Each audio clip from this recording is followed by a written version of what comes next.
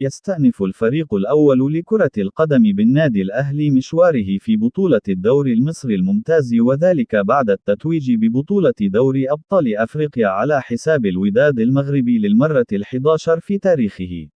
وسيلتقي النادي الأهلي مع فريق حرس الحدود في اللقاء المؤجل من الجولة ال16 لبطولة الدوري العام المصري يوم الخميس القادم 22 يونيو في 9:30 مساء بتوقيت القاهرة والسعودية وقطر على ملعب الكلية الحربية، وستذاع المباراة عبر قناة أون تايم سبورت.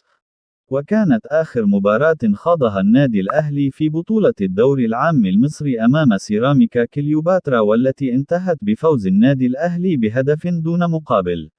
ويحتل النادي الأهلي المركز الثاني في جدول ترتيب المسابقة برصيد 62 نقطة بفارق نقطتين عن نادي بيراميدز المتصدر، ويتبقى للأهلي 6 مباريات مؤجلة، بينما يتواجد فريق حرس الحدود في المركز ال18 والأخير برصيد 20 نقطة. وما زال أمام النادي الأهلي 10 مباريات حتى انتهاء المنافسة في بطولة الدوري المصري لهذا الموسم، من بينهم المباريات المؤجلة، حيث سيواجه النادي الأهلي كلا من حرس الحدود مباراتين، والإسماعيلي وبيراميدز والاتحاد السكندري وفيوتشر والزمالك والمصري البورسعيدي والبنك الأهلي والمقاولون العرب.